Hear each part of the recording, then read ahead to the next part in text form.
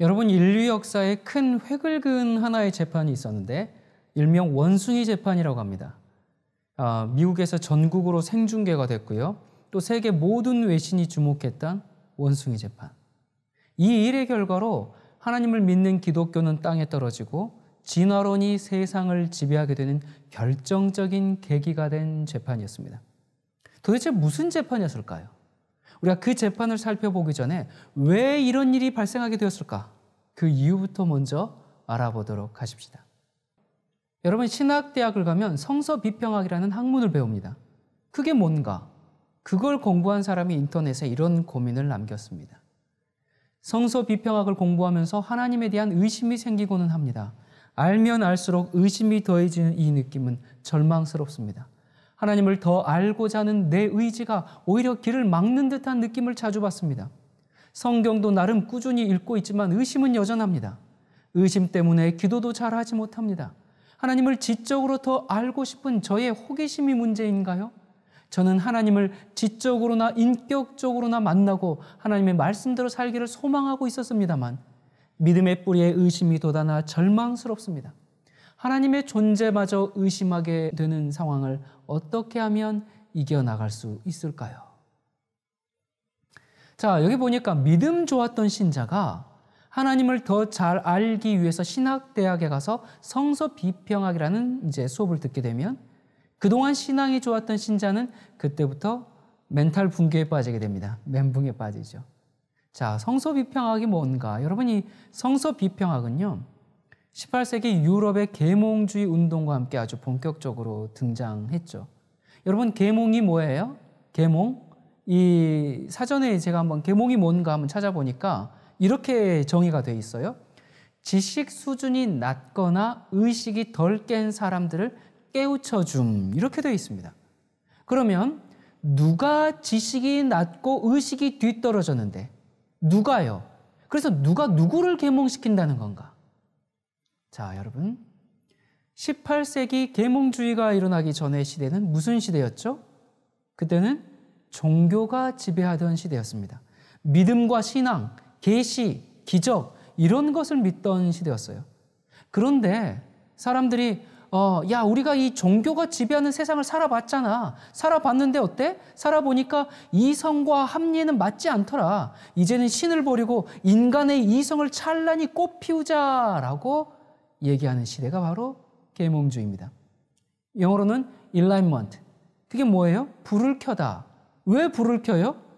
그 이전의 시대는 무슨 시대였다는 거예요? 불을 켜는 시대니까. 그 이전의 시대는 캄캄한 어둠의 시대였기 때문에 이제는 불을 켜서 더 나은 세상을 만들자라는 것이 계몽주의입니다. 여러분, 중세 시대를 무슨 시대라고 얘기해요? 중세 암흑 시대, Dark Age라고 하죠. 그래서 종교가 지배하던 그 캄캄한 어두움에서 벗어나서 이제는 이성과 경험을 중시한 새로운 세상을 만들자는 것입니다. 이렇게 해서 중세가 끝나고 근대가 시작합니다. 이 계몽주의 철학자들 가운데서 장작 루소나 또 볼테르 이런 사람들이 이제 가장 앞장섰죠. 볼테르는 뭐라 그랬어요? 하나님은 우리를 돌보지 않으니까 우리 자신이 우리 스스로가 살 길을 찾아야 한다. 그런 주장을 폈어요. 그러면서 그는 또 이런 얘기를 했지 않습니까? 하나님이 맞아. 하나님이 세계를 창조를 하기는 했지만 하나님은 누구를 사랑하거나 또 우리와 개인적인 관계를 가질 수도 없는 그런 신이다. 그렇게 말했어요. 그러면서 볼테르는 이 성경의 영감성을 부정했고 또 인간의 이성이 성경보다 훨씬 우월하다고 생각했습니다. 자, 이게 한 사람만의 생각이 아니라 이때의 이 계몽주의 시대, 28세기의 이제 사회적 분위기가 이렇게 돼버린 겁니다. 자, 이러다 보니까 교회의 위기겠죠? 학교에 가면 너 성경 믿니? 그전에는 성경을 믿는 것이 당연한 거였는데 이제는 성경을 믿느냐 마느냐 그것 가지고 이제 논쟁하기 시작한 겁니다. 하나님 본 사람 있어? 없지. 자, 그래서 이성으로 납득되고 경험으로 확인되지 않으면 그런 존재는 우리가 인정할 수 없어. 우리는 과학이 증명해주는 아주 확실한 것만 믿겠어. 이런 대화와 논쟁과 토론들이 이제 활발하게 일어나면서 성경을 거부하는 분위기가 팽배해지게 됩니다. 자, 이러한 사회적 분위기 속에서 교회에서는 뭔가 대책을 세워야 했죠. 이 거센 계몽주의에 부딪혀서 교회는 이제 성경을 대하는 입장에서 두 그룹으로 나뉘게 되는데요. 이제 첫 번째 그룹은 그래, 너희들 말이 맞아. 그런데 다 맞는 건 아니야. 아니, 성경 자체를 다 부인할 것까지는 없잖아. 그렇게 이제 그런 입장을 하면서 그 칸트의 이성주의 철학에 영향을 받은 그런 신학자들이 인간의 이성이 이해할 수 있고 합리적으로 받아들일 수 있는 그런 법칙 안에서 성경을 받아들이자라는 신학사조를 주장하게 되는데 그게 오늘날 진보주의, 자유주의의 출현입니다. 그러니까 쉽게 말하자면 자, 예수님이 무리를 걸었다. 여러분 그게 과학으로 가능한가요?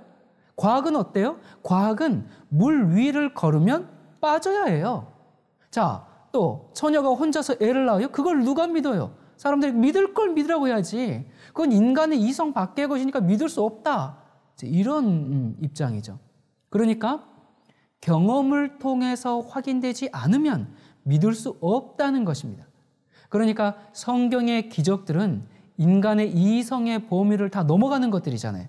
그렇기 때문에 인간의 과학으로는 그런 것들이 비합리적으로 보이기 때문에 그런 것은 비유나 또는 상징 또는 설화지 이것이 역사적 실제는 아니다라는 것이 이제 진보주의, 자유주의 신학자들이 이제 이렇게 이야기를 하게 됩니다.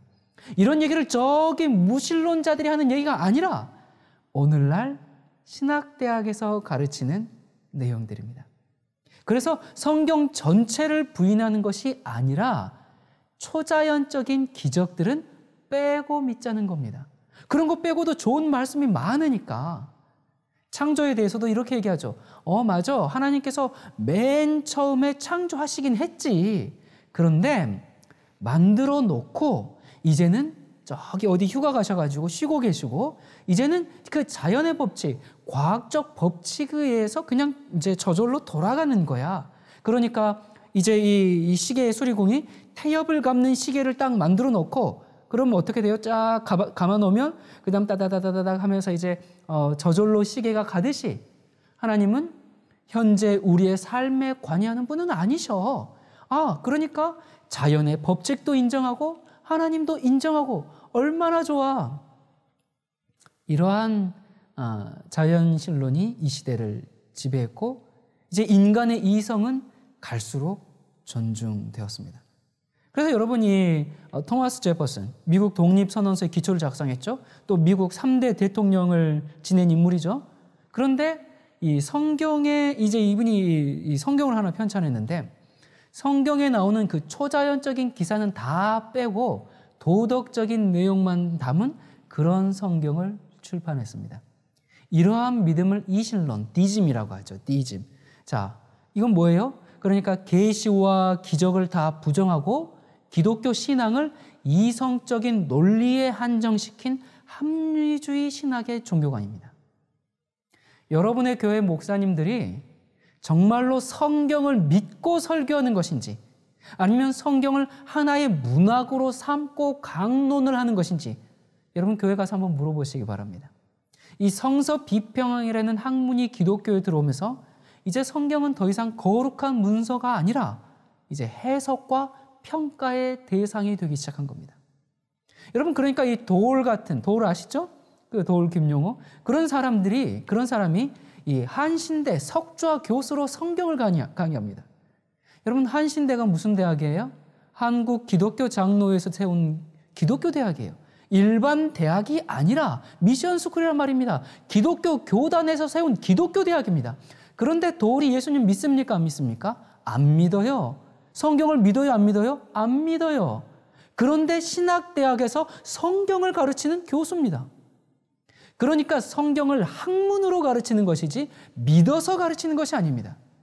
한국 기독교 장로회에서 만든 그 한신대 이제 뭐 한신대뿐만이 아니죠. 그런데 많은 기독교 대학들이 성서 비평학이라는 이 학문을 수용해서 그리고 그거 듣고 나온 사람들이 목사가 됩니다. 여러분, 이 성서 비평학이 이제 하나의 학문으로 자리 잡으면서 이 성서를 비평하는 각종 방법들이 막 생겨났어요. 뭐 여러 가지 뭐 본문 비평, 자료 비평, 뭐 양식 편집, 정경, 뭐 여러 가지 쭉 비평들이 있는데요. 자, 이러한 비평들이 뭐 이제 어떤 성경의 역사적 배경 또 사상적 뭐 이런 걸 다 이제 비평하기 시작하는 것이죠. 여러분, 이 여러 비평들이 있는데 한마디로 말하면 이게 무슨 얘기냐면 간단합니다. 실제로 일어날 수 있는 일들만 받아들이겠다. 이런 입장이에요. 자, 그러면 이 성경에 여러 가지 기사들이 이제 있잖아요. 그런데 그것이 실제로 있었는지 어떻게 할 수 있는가? 어떻게 할 수 있는가? 그들의 입장이 뭔가? 기준은 아주 간단합니다. 뭐냐? 가능성입니다. 그러니까 과학적인 가설, 가능성에 의해서 이렇게 증명이 되어야 해요. 자, 홍해가 갈라진다. 그 과학적으로 있을 수 있어요? 없어요. 죽은 나사로가 살아나고 이런 것은 과학적으로 있을 수 없는 일이거든요. 아, 그러니까 이런 가능성은 생길 수가 없다. 그러니까 성경 내용도 신화와 사실을 우리가 이성적으로 구분하면서 읽자. 이런 입장이 바로 성서 비평학입니다. 다시 말하지만 이건 무신론자들이나 또 기독교를 반대하는 사람들이 하는 얘기가 아니고 오늘날 신학대학에서 교수님들, 목사님들이 교리적으로 가르치는 그런 얘기들입니다. 그 결과 어떻게 됐는가? 이 성서 비평학으로 성서를 이런 식으로 재단한 나머지 성서를 하나님께서 인간에게 하신 말씀이 아니라 하나님에 대한 인간의 이야기로 만들어 버렸습니다. 그러니까 성서 비평학적인 그런 입장에서 볼 경우에 성경은 완전히 산산조각 나버리고 맙니다. 그런데 대부분의 신학교에서는 성서 비평학을 가르칩니다. 그리고 그 비평학을 통해서 성경을 해석하도록 훈련을 받습니다. 이렇게 난도질을 당한 뒤 성경은 하나님으로부터 온 그 말씀으로서의 권위를 잃어버리고 그냥 그저 나름대로 하나님을 만났던 정말 그저 경건한 사람들의 그 신앙 고백을 모아놓은 그런 어떤 집대성한 그런 책이 돼버리고 마는 겁니다. 그래서 성서 비평을 수용하는 사람들은 성경을 그대로 믿지 않습니다. 당연히 예수님의 부활도 믿을 수가 없죠. 아니, 그 시대 사람들이 정말 그걸 보았는지 아니면 환상을 봤는지 아니면 후대에 어떤 편집자가 살을 붙여서 썼는지 알 수가 없다는 것이죠. 이러다 보니까 성경의 역사성, 사실성, 실제성은 애초부터 부정돼 버리는 겁니다. 그저 그냥 우리의 그 마음을 수련하는 정신적인 수양이나 또는 도덕적인 가르침을 주는 그런 정도의 수준에 머물고 말게 되는 것이죠. 자, 이렇게 계몽주의, 이성주의라는 시대사조에 맞춰가지고 성서 비평학과 이신론을 발전시킨 진보주의 그룹이 있는가 하면요. 두 번째는 이제 성경을 더욱 고수하고 오히려 성경 부흥 운동을 추진한 보수주의, 근본주의 그룹이 이제 나오게 됩니다. 그러니까 지금 이 성경에 대한 이 계몽주의의 입장에서 성경을 어떻게 대하느냐에 따라서 자유주의와 보수주의 이렇게 이제 나뉘어지게 되는 것이죠. 자, 이 이제 보수주의, 이 근본주의 그룹들은 성경의 기적을 설명하기는 어려워. 그렇지만 그렇다고 다 부정할 수는 없지 않은가. 왜냐하면 모든 것을 인간의 과학과 이성으로 증명할 수 있는 것이 아니다라는 것이죠. 자, 여러분 왜 그래요? 왜냐하면 여러분 생각해 보세요. 현재 우리가 알고 있는 이 과학이라는 것은 인간의 수준에서 이성적인 논리를 가지고 있을 뿐입니다. 하나님의 과학은 그보다 훨씬 크고 넓기 때문에 인간이 이해할 수 없다고 해서 그것이 비과학적인 것이 아니라 아직 인간의 과학이 그것을 깨닫지 못하고 있는 것뿐입니다. 그건 개미가 인간의 과학을 이해할 수 없는 것과 마찬가지예요. 여러분, 이 우주의 질서를 보십시오. 인간이 이것을 설명할 수 있습니까? 없습니다. 고작 하는 얘기가 뭐예요? 빅뱅. 그냥 터졌다는 거예요. 여러분, 이거 정말 지나가던 소가 웃을 얘기를 이게 과학이다, 이걸 믿어라 라고 말하고 있지 않습니까? 자, 그런데 방어를 하다 보니까 너무 극단적으로 조금 가버렸습니다. 여러분, 우리가 사실 외부 공격이 있으면 어때요? 내가 믿고 있는 신념을 더욱 강화하고 이제 보호하려는 그런 경향이 이제 발동되잖아요. 그러다 보면은 자가당착에 빠지고 스스로 모순이 생기는 일들이 가끔 있지 않습니까? 이때도 외부에서 이제 공격이 너무 심하다 보니까 이 보수 기독교인들이 성경을 더욱 사랑하고 정말 성경을 붙들게 되었는데, 그건 좋은데 그게 이제 어디까지 가게 되냐면 성서무호설까지 이제 가게 됩니다. 그러니까 성경은 하나님의 영감이기 때문에 한치의 오류도 없다, 그렇게 이제 주장하게 돼요. 그러면서 성경에 언급된 과학, 문화, 역사, 도덕에서도 하나도 틀린 게 없다라는 신조예요. 그걸 다른 말로 축자 영감설이라 그렇게 얘기하는데요.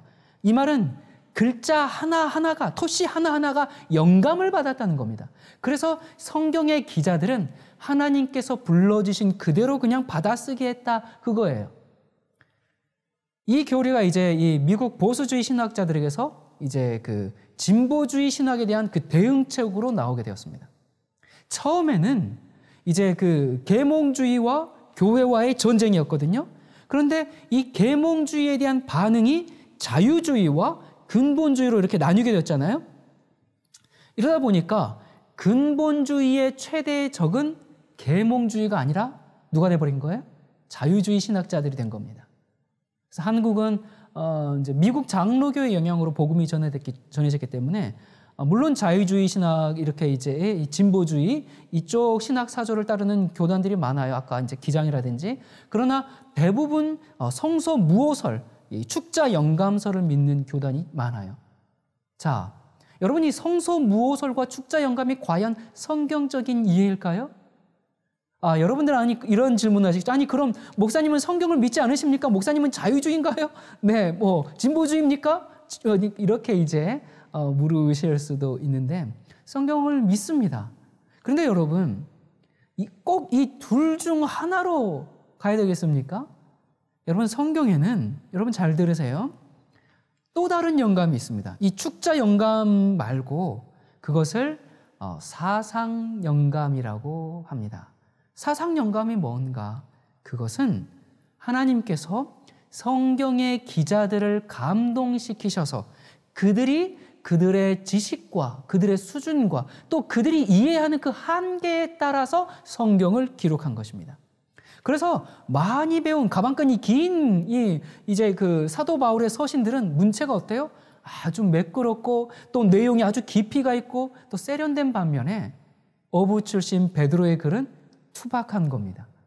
자, 그리고 여러분, 성경 기자들은 사람이에요, 하나님이에요? 사람이죠.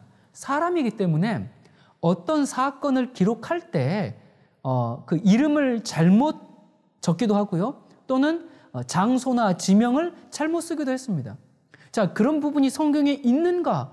있습니다. 그런데 성서는 무호하다, 오류가 없다. 또 축자 영감, 그래서 이 성서 무호설의 근본 시작은 이제 축자 영감부터 시작하거든요. 그러니까 하나님께로부터 이제 받아쓰기 한 거니까. 그러면 하나님이 불러준 대로 적었으니까 이게 누구 잘못이에요? 이게 잘못이다 그러면 축자 영감을 믿으면서 성서 무호설을 이제 주장하게 되면 이게 이제 하나님 잘못이다 이렇게 돼버리니까 그냥 다 하나님께서 계시한 건 다 옳은 거야, 무호한 거야, 이렇게 가버리는데, 이렇게 축자 영감으로 믿어버리면 정말 억지를 키우게 됩니다. 그러면 안 됩니다. 여러분, 한 가지 예를 들어서요. 여기 마태복음 27장 9절 보겠습니다. 이에 선지자 예레미야로 하신 말씀이 이루었나니 일러스되 저희가 그 정가된 자 곧 이스라엘 자손 중에서 정가한 자의 가격 곧 은 30을 가지고. 자, 이 장면이 이제 가룟 유다가 예수님을 은 30에 파는 이제 장면인데, 이게 이미 구약에 예언이 되었어요. 자, 이게 예레미야라고 이제 얘기했는데 예레미야 몇 장에 나온 말씀이에요? 몇 장에 나왔습니까? 자, 이건 예레미야가 아니라 스가랴 11장에 나온 말씀입니다. 자, 여러분, 이렇게 이름을 잘못 얘기하고 이게 이제 이런 경우가 사실 여러 군데 있습니다. 그런데 축자 영감에 근거한 성서무호설은 글자 하나하나가 영감이고 역사고 과학적 사실이라는 것이 근본주의의 입장입니다. 여러분, 이건 억지입니다. 축자 영감을 믿는 이 기독교 근본주의 같은 신앙은 잘못하면 오히려 미신이 될 수가 있습니다. 여러분, 이런 오류가 있다는 게 성경의 오류라는 얘기는 아닙니다. 성경을 기록한 그 기자들의 실수입니다. 여러분, 이것을 구분해야 됩니다. 여러분, 구분할 수 있겠습니까? 이러한 실수들이 있다고 해서 그것이 성경의 영감을 떨어뜨리지 않습니다. 저는 성경은 무오하다라는 그런 입장입니다. 그러나 그것이 축자 영감에 의한 무오를 말하는 것이 아니라 하나님의 뜻과 사상과 계시에 오류가 없다라는 것입니다. 자, 이제 그 밖에서는 계몽주의에, 계몽주의가 뭐라고요? 우리가 전에는 정말 너무 캄캄한 어둠의 시대에서 살았어. 그래서 이젠 불을 켜자. 그래서 일라이먼 그래가지고 이제 그 교회, 기독교, 하나님을 다 무시하는 그런 계몽주의의 거센 물결이 이제 밀고 들어오는데, 거기에 맞춰서 그러한 도전의 교회는, 그래, 오병이어는 예수님의 그 실제 기적이 아니고 사실은 고래 2마리를 요리해서 다 먹인 거야. 또는 각자 자기 도시락 꺼내놓은 거야. 이런 식으로 재해석하려는 자유주의 신학자들. 자, 이런 신학자들, 교회 안에 생기는 이 자유주의 신학자들, 또 밖에서는 계몽주의의 거센 물결들, 이처럼 교회가 안팎으로 어려움이 있을 그때에 핵폭탄과 같은 일이 또 하나 발생하게 됩니다. 그것이 바로 1859년에 그 유명한 찰스 다윈이 진화론을 발표하죠. 세상은 창조된 것이 아니라 진화된 겁니다. 진화론이 이 세상에 소개되었을 때 사람들은 너무너무나 환호했습니다. 자, 그렇게 세상은 이제 바야흐로 하나님을 부인하고 싶은 사람들로 인해서 진화론은 점점 인기를 얻어가고 있었습니다. 그때 한 사건이 터지는데 그것이 바로 원숭이 재판이라고 불리는 스콥스 재판입니다. 여기 이제 그 1952년 미 테네시주 데이턴이라는 도시에 이 전 세계 이목이 집중되는데요. 인구 1,700여 명밖에 안 되거든요. 근데 이 도시에 이제 뭐 아시아, 유럽, 뭐 각종 세계에서 온 외신 기자가 한 200여 명, 그리고 이제 뭐 구경꾼들이 한 5천여 명이 몰려온 엄청난 사건이었습니다. 마을은 이 특수를 놓치지 않게 해서 원숭이 인형을 만들어가지고 팔고 또 막 먹거리 야시장을 막 만들어서 팔고 완전히 이제 그 축제처럼 돼버린 그런 재판이었어요. 자, 이 재판이 어떻게 생겼는가? 사건의 발단은 이 생물교사인 이 존 스콥스가 버틀러 법을 어긴 혐의로 고발을 당하게 됩니다.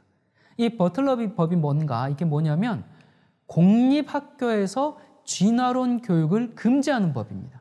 여러분, 지금은 학교에서 선생님이 이제 뭐 생물 시간에 창조론 가르치면 어떻게 돼요? 이게 안 되죠. 네. 근데 그때는요, 진화론을 가르치면 안 되는 시대였어요. 자, 그랬는데 사실 이 일은 어떻게 발생하게 됐냐면 미국 시민자유연맹에서 버틀러법이 잘못됐고 진화론을 옹호할 목적으로 계획한 재판이었습니다. 그리고 그 법을 어길 지원자를 찾았는데 그 지원한 사람이 바로 스콥스였어요. 자, 이 스콥스는 다윈의 진화론을 학교에서 가르쳤고요. 그러면서 학생들에게 자, 이제 내가 너희를 가르쳤으니까 나를 고소해라. 그렇게 부탁해가지고 이제 자연스럽게 고소가 됐고 그래서 법정이 열리게 됩니다. 자, 미국에서 이제 전국으로 라디오 생중계가 되고요. 세계 모든 외신이 이제 주목하게 된 이 원숭이 재판. 이 재판은 단순히 법을 어긴 게 죄냐 아니냐를 넘어서 창조론이냐 진화론이냐 이러한 이슈로 부각될 수밖에 없었죠. 자, 여기 이제 그 진화론 측은 미국에서 제일 유명한 클라렌스 데로우가 이 스콥스를 이제 변호를 했고요. 창조론 측은 대통령 후보에 3차례나 지명된 바 있고 이제 국무장관을 역임한 윌리엄 제닝스 브라이언이 이제 이 이 창조론 측을 맡아서 이제 재판이 열리게 됩니다. 법정 밖에서는 성경을 읽으라 이런 이제 표어가 나부끼고 수많은 기독교인들이 정말 막 이러면 안 된다면서 성경책을 들고 항의하면서 막 이렇게 시위도 하고 막 기도를 하고 이제 이러한 상황이었습니다. 이제 재판은 시작이 됐습니다. 이 데로는 이제 창조론 대표인 브라이언을 위기에 빠뜨릴 생각으로 갑자기 그를 증인으로 불러 세웁니다. 그리고는 원초적인 질문들을 하면서 브라이언을 이제 몰아붙입니다. 아니, 정말 하와는 아담의 갈비뼈에서 나왔습니까? 아니, 뱀이 하와를 유혹했습니까? 아니, 그걸 증명할 수 있습니까? 아니, 증명이 안 되는데 믿는단 말입니까? 그러면서 계속적으로 이제 이런 식으로 아주 원초적인 질문들을 하면서 이제 몰아붙였죠. 그러면서 이제 여호수아가 태양에게 서 있도록 명령했죠. 그렇죠? 그걸 믿습니까? 네, 믿습니다. 그러면 그 당시에는 태양이 지구를 돌고 있었다고 믿었습니까? 아니요. 지구가 태양을 돈다고 믿습니다. 그런데 태양을 멈춤으로써 낮을 연장할 수 있다고 생각하는 그 성경의 사람들이 그러면 옳다고 믿습니까? 그들이 어떻게 생각했는지는 잘 모르겠습니다. 모른다고요? 이런 식으로 또 천지창조가 단 6일 만에 이루어졌다는 성경 말씀을 그대로 믿어야 합니까? 자, 이런 식으로 계속 질문을 쏟아내기 시작합니다. 이 처음에 브라이언은 성경은 문자 그대로 믿어야 합니다. 그것이 우리의 믿음입니다. 그렇게 이제 맞섰는데 계속되는 질문 공세에 잘 모르겠습니다. 생각해 보겠습니다. 그건 뭐 이런 식으로 이제 답변을 하게 되었죠. 결국 이러한 이제 논쟁을 통해서 브라이언은 또 이 창조론 측은 과학은 물론이고 사실은 성경도 잘 모른다라는 것을 사람들에게 드러내면서 재판은 이 브라이언에 대한 비웃음으로 끝나고 말았습니다. 이 일에 대한 충격 때문이었는지 이 브라이언은 닷새 후에 갑자기 사망하게 됩니다. 자, 이 재판 이후에 언론은 기독교인을 공개적으로 조롱하기 시작했습니다. 그러면서 창조를 믿는 기독교인은 광신자 취급을 받았습니다. 따라서 사람들은 교회에서 점점 이탈하게 되었어요. 여러분이 하나님을 믿지 않으신 분들, 혹시 이 영상을 보고 계시다면 진화론이 승리했다고 하니까 하나님 믿기를 싫어하시는 분들은 기쁘십니까? 유쾌, 상쾌, 통쾌하십니까? 여러분, 계시록 14장 7절에 보면 그가 큰 음성으로 가로되 하나님을 두려워하며 그에게 영광을 돌리라. 이는 그의 심판하실 시간이 이르렀음이니 하늘과 땅과 바다와 물들의 근원을 만드신 이를 경배하라 하더라. 뭐 하신 분요? 하늘과 땅과 바다와 물들의 근원을 만드신 분, 창조주 하나님을 경배하라는 것이 계시록 14장의 핵심 구절입니다. 여러분, 인간이 존엄하다. 그 인간이 존엄하다는 그 명제는 어디서부터 시작합니까? 그게 어디서부터 시작하냐면 하나님의 창조에서 시작합니다. 하나님은 인간을 창조한 다음에 그 인간으로 하여금 모든 동식물에 이름을 붙이게 하고 그것들을 다스리도록 허락하셨습니다. 그래서 인간은 만물의 영장이 됐어요. 여러분, 진화론자들은 만물의 영장 이런 말부터 쓰면 안 됩니다. 이건 오직 창조의 결과고 하나님이 주신 고유 권한입니다. 이 진화론자들은 하나님의 전능성을 창조주에게서 빼앗아서 피조세계인 자연의 질서에 그냥 전능성을 갖다 줘버렸어요. 거기다 입혀버렸습니다. 그저 우연히 생긴 그 자연의 질서에 따라서 꽝 하고 뭔가 터지더니 그러다가 아메바로부터 시작해서 원숭이가 되고 그 다음에 뭐 진화되고 해서 사람이 됐다. 이것인데요. 여러분, 이러한 진화론을 믿으면 인간은 어떤 존재가 될까요? 여러분 생각해 보셨습니까? 스스로를 동물과 동일한 존재로 하락시키는 것입니다. 여러분, 동물에게 인권이 있습니까? 여러분, 개, 돼지한테 인권이 있어요? 여러분, 인권을 얘기하려면 인간이 존엄하다라는 그 명제로 다시 가야 됩니다. 자, 그런데 인간이 왜 존엄해요? 그것은 하나님께서 인간을 존엄하게 창조하셨기 때문에 그렇습니다. 그런데 진화론을 믿으면요, 인간은 어떤 존재예요? 개, 돼지와 동등한 존재예요. 한 곳에서 났어요. 한 몸에서 났어요. 그렇기 때문에 그들과 동일하기 때문에 인권에 대해서 논한다는 것 자체가 이론적으로 증명하기가 불가능합니다. 진화론에 의하면 우리는 원숭이 후손이고 원숭이 새끼가 됩니다. 그래서 진화론을 믿는 사람에게 어이 원숭이 새끼 이렇게 부르는 것은 절대로 욕이 아닙니다. 그렇죠? 자, 그리고 또 개랑 동급이고 친구잖아요. 그러니까 어이 개 같은 사람 이렇게 부르는 것은 절대로 욕이 아닙니다. 왜냐? 그들 스스로가 나는 개, 돼지와 같은 종자입니다. 그렇게 얘기하고 있기 때문에. 그래서 진화론을 믿으면 인간이 이렇게 됩니다. 그러나 여러분, 성경에 의하면 하나님은 인간을 창조하시고 모든 동물들을 인간 앞에 다 나오게 한 다음에 그들의 이름을 붙이고 그들을 다스리라고 하셨습니다. 여러분, 인간과 동물의 관계는 거기서부터 시작합니다. 그런데 인간 스스로가 그 지위를 내버려버리고 나는 개, 돼지와 똑같은 종자입니다. 그렇게 말하는 것이 얼마나 비참합니까? 여러분, 인간이 왜 존귀합니까? 이유는 딱 하나입니다. 그것은 하나님께서 인간을 하나님의 형상으로 창조하셨기 때문에 그렇습니다. 그래서 인간의 본분이 뭐예요? 하나님을 경외하고 그 명령을 지킬지어다. 이것이 인간의 본분이니라. 여러분, 왜 우리가 하나님을 경배해야 하는가? 그 이유는 창조에 있습니다. 여러분, 성경에 보면 하나님과 이방 신들의 차이가 뭐예요? 그 이유는 오직 창조에 있습니다. 시편 96편 5절에 만방의 모든 신은 헛것이요 여호와께서는 하늘을 지으셨습니다. 왜 그들이 헛것이에요? 그들은 창조주가 아니기 때문에. 자, 이사야 40장 그런즉 너희가 나를 누구에게 비기며 나로 그와 동등이 되게 하겠느냐? 너희는 눈을 높이 들어 누가 이 모든 것을 뭐 했나 보라? 창조하였나 보라. 또 이사야 45장 여호와는 하늘을 창조하신 하나님이시며 나는 여호와라. 나는 창조주이기 때문에 나 외에 다른 이가 없느니라. 시편 100편 3절 여호와가 우리 하나님이신 줄 너희는 알지어다. 그는 우리를 지으신 자시요 우리는 그의 것이니. 시편 95편 6절 오라 우리가 굽혀 경배하며 우리를 창조하신 여호와 앞에 무릎을 꿇자. 우리 주 하나님이여 영광과 존귀와 능력을 받으시는 것이 합당하오니 왜? 주께서 만물을 지으셨기 때문에 만물이 주의 뜻대로 있었고 또 지으심을 창조하심을 받았나이다.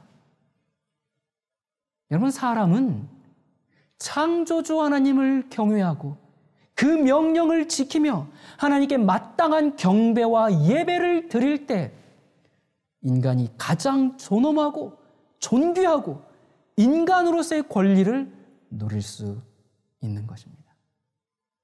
여러분, 이 땅에 존재하는 생명이 어떻게 존재하게 됐습니까?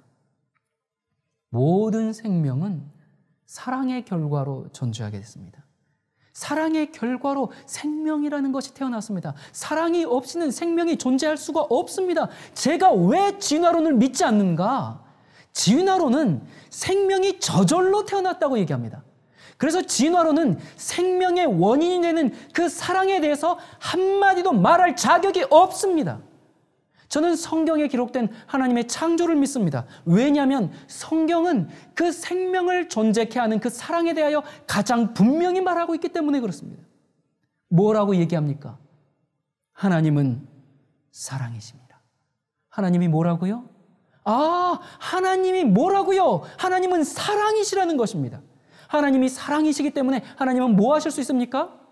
생명을 창조하실 수 있는 것입니다. 사랑이 없으면, 사랑이 아니면 생명을 창조할 수가 없습니다. 여러분, 사람들이 왜 싸우지 말고 서로 사랑하면서 살아야 하는가? 이유는 간단합니다. 하나님께서 그렇게 창조하셨기 때문에 그렇습니다. 그런데 동물의 세계 보세요. 뭐가 질서를 잡아요? 약육강식입니다. 약한 자는 강한 자에게 먹히는 것입니다. 서로 죽고 죽이면서 살아남기 위해서 몸부림쳐야 하는 그런 살벌한 적자 생존입니다. 여러분 사실 적자생존이라는 말 자체가 다윈의 종의 기원에서 시작했습니다. 그런데 인간들이 진화론을 믿으니까 인간 세계에 뭐가 들어왔어요? 약육강식과 적자생존이 들어왔어요. 뭐 때문에 들어왔다고요? 진화론을 믿으니까 이게 들어온 겁니다. 그래서 진화론은 사랑에 대해서, 인간의 존엄에 대해서, 인권에 대해서 단 한마디도 말할 자격이 없는 것입니다. 여러분, 이 창조는 하나님이 사랑이신 결과입니다. 인간과 사랑을 나누기 위해서 창조하셨습니다. 우리는 그 하나님의 사랑을 받는 대상입니다. 인간은 이 사랑을 깨달을 때만 비로소 자기 존재의 의미와 가치를 깨닫게 되는 것입니다. 삶의 목적을 알게 되는 것입니다. 이 사랑을 알 때 비로소 인간답게 사는 것입니다. 그때서야 사람답게 사는 겁니다. 그저 그냥 우리는 우연히 태어났으니까 그냥 사는 겁니다. 여러분, 이게 사는 겁니까? 이것은 인간을 저기 그냥 동물이나 아니 풀이나 길가에 굴러다니는 돌멩이로 취급을 하니까 생명의 가치를 가볍게 여기고 온갖 범죄가 일어나는 것입니다. 우리는 하나님의 사랑을 받는 대상으로 존재합니다. 하나님께서 나와 사랑을 나누시기 위해서 하나님께서 신이 인간이 되어 이 땅에 오셨습니다. 그래서 나의 가치는 신과 목숨을 바꿀 만큼 가치가 있는 존재입니다. 여러분, 우리는 그런 존재입니다. 여러분은 뭘 선택하시겠습니까? 개 대조와 친구 맺기로 선택하시겠습니까? 아니면 하나님과 사랑을 나누는 그 존귀한 존재를 선택하시겠습니까? 이제 그 스콥스 재판이 있고 난 얼마 후에 이 성경과학자들은 지적 설계론인 창조과학을 세상에 내놓게 되었습니다. 헨리 모리스는 창조과학회를 설립해서 이젠 진화론보다 훨씬 과학적인 정말 창조과학을 이 세상에 소개했죠. 이 자유주의 신학을 수용한 교회는 성경의 역사성, 사실성을 다 부정하고 그저 그냥 정신적인 수양이나 마음을 수련하는 도덕적인 통찰력을 주는 그런 정도의 수준에 머물게 되었습니다. 그래서 신학교에 가면 이런 얘기를 하죠. 학교에서 배운 것을 교회에서는 가르치지 마라. 우리는 예수를 믿지 성서를 믿는 게 아니다. 이런 식의 태도가 형성되고 말았습니다. 여러분, 물론 성서 비평학이라는 것이 무조건 나쁜 건 아니에요. 이 성서 비평은 무조건 믿지 말고 좀 생각해보고 믿자, 그런 취지이기도 하기 때문에 이것이 올바르게 사용된다면 진리를 탐구하기 위한 아주 좋은 수단으로 사용될 수도 있습니다. 하지만 처음에 시작은 좀 더 올바로 믿어보자, 그렇게 시작했지만 여러분, 그 길이라는 게 한번 내디디면 계속 그렇게 가게 되거든요.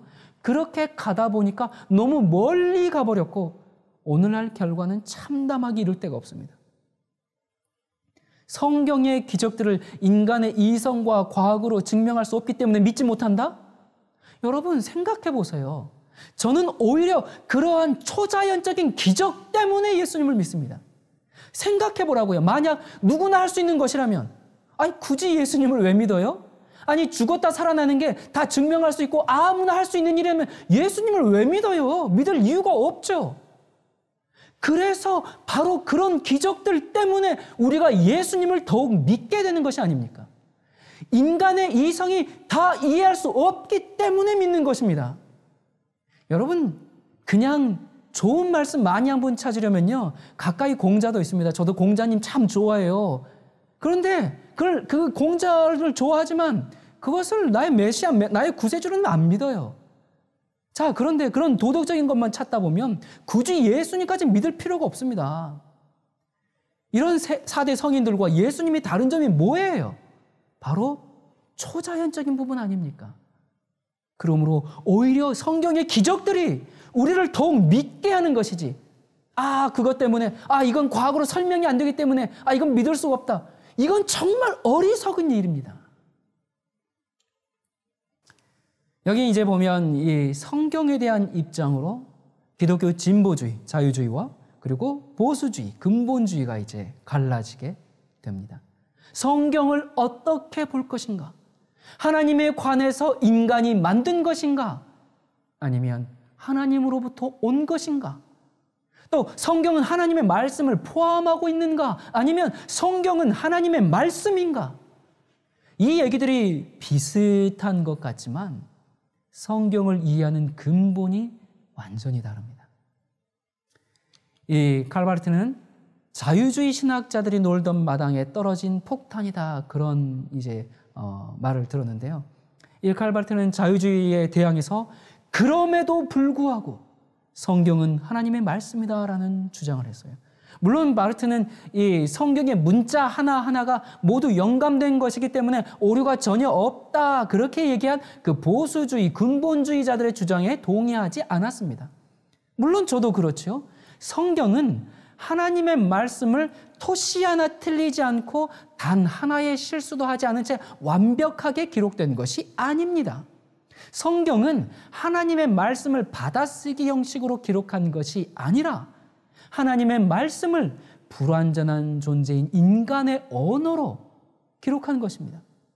불완전하고 실수하기 쉬운 인간이 성경을 기록했기 때문에 성경을 기록하는 과정에서 실수가 있을 수 있다, 그 말입니다.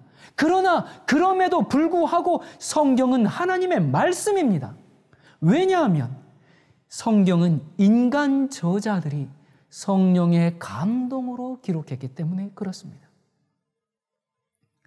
성경이 집대성되는 이 과정에서 몇 가지 오류가 있었다고 해서 성경이 하나님의 말씀으로서의 가치를 상실하지 않는다, 그 말입니다.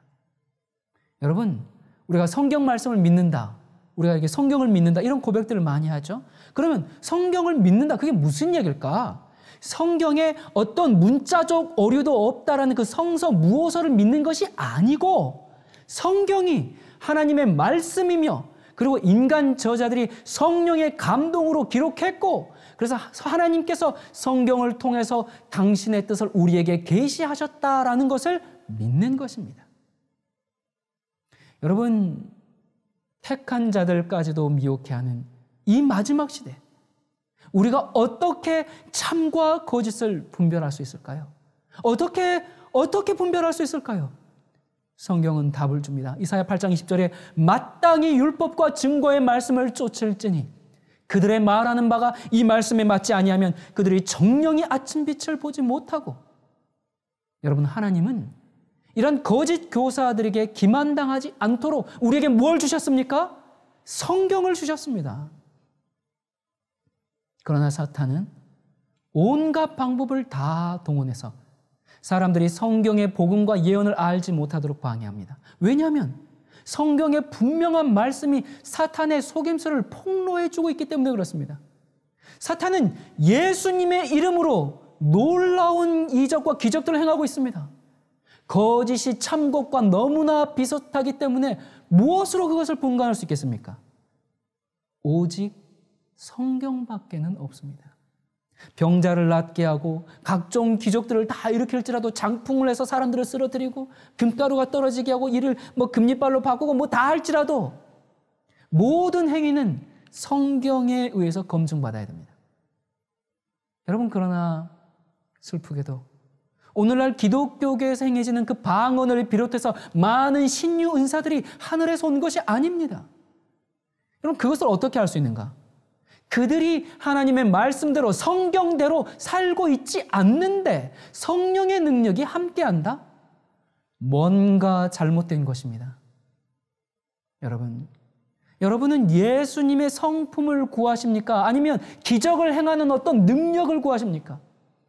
여러분이 그렇게 방언받고 싶어서 애쓰는 것처럼 예수님의 성품을 담기 위해서 애써 보셨습니까? 여러분, 이 루시퍼는 하늘에서 하나님처럼 높아지려고 했습니다. 하나님과 같은 능력을 갖기를 원했습니다. 여러분 생각해 보세요. 만약 그 루시퍼가 하나님처럼 높아지고 하나님의 그 능력을 갖기를 그렇게 원했던 것처럼 그걸 원하는 것이 아니라 하나님의 성품을 갖기를 그렇게 간절히 원했다면 얼마나 좋았을까요?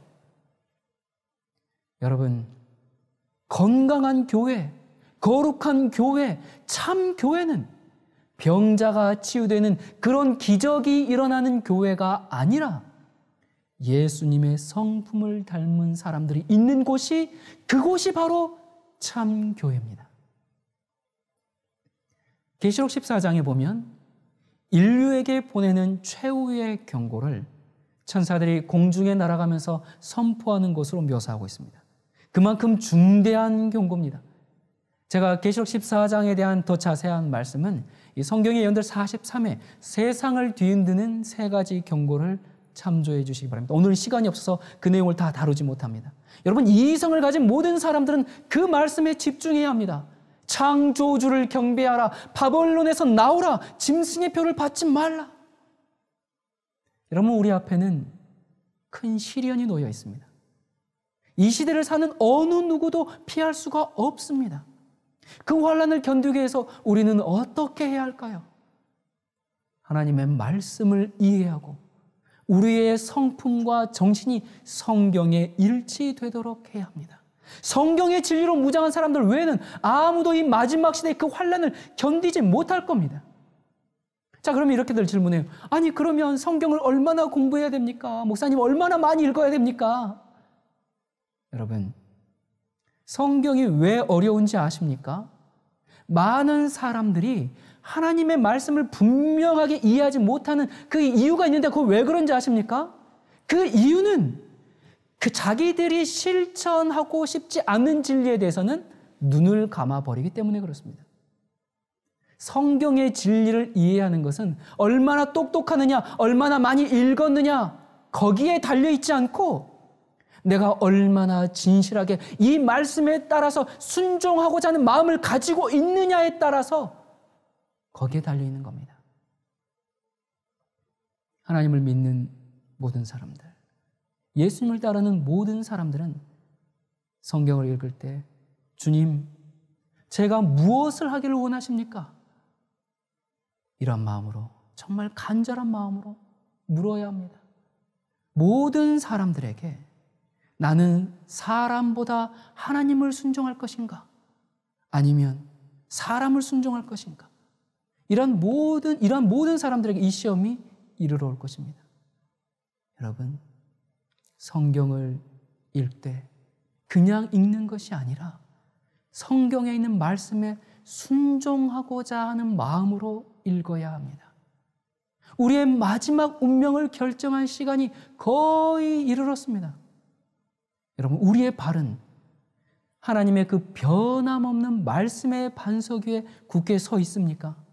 나는 그 길을 행하고 있습니까? 여러분, 이 질문을 오늘 이 시간 여러분의 마음 가운데 질문하시고, 하나님, 제가 주님의 말씀대로 순종하기를 원합니다. 내게 가르쳐 주시는 대로 내가 따라가기를 원합니다. 지식이 아니라, 배움이 아니라, 깨달음이 아니라 내가 순종하기를 원합니다. 성경을 통해서 여러분의 그 마음이 불일 듯 일어나기를 간절히 바랍니다. 기도하시겠습니다. 우리를 너무나 사랑하셔서 우리의 어둠 가운데 있지 말라고, 미혹하는 바람에 휩쓸려 흔들리지 말라고 성경을 주시고 참 진리를 주신 하나님 아버지, 하나님의 그 엄청난 사랑을 인하여 참으로 감사를 드립니다. 이 마지막 시대에 주님께서 계시해 주신 말씀대로 우리가 한 걸음 한 걸음 순종하면서 나아가길 원합니다. 오늘날 많은 사람들이 나는 성경을 읽는다, 나는 성경을 믿는다, 그렇게 공언하고 자랑하지만 하나님의 말씀대로 성경대로 순종하며 살아가고 있지 않는 그런 시대에 우리가 살고 있습니다. 아버지, 우리를 불쌍히 여기시고 주님께서 깨우쳐 주실 때마다 한 걸음 한 걸음 어린 양이 어디로 인도하든지 따라가며 순종하는 주님의 참된 백성 될 수 있도록 인도하여 주시옵소서. 아버지, 성경을 믿는다고 하면서, 하나님을 믿는다고 하면서 하나님을 욕되게 하는 이 험악한 시대에 우리가 살고 있습니다. 세상에서의 반대가 아니라 교회 안에서의 답답한 현실 때문에 하나님, 우리가 통탄하며 가슴 아파하는 이 시대에 살고 있습니다. 주님, 주님의 밝은 빛이, 찔러 쪼개는 능력의 빛이 각 사람의 심령에 비춰 주시옵소서. 예수 그리스도의 이름으로 간절히 기도드립니다. 아멘.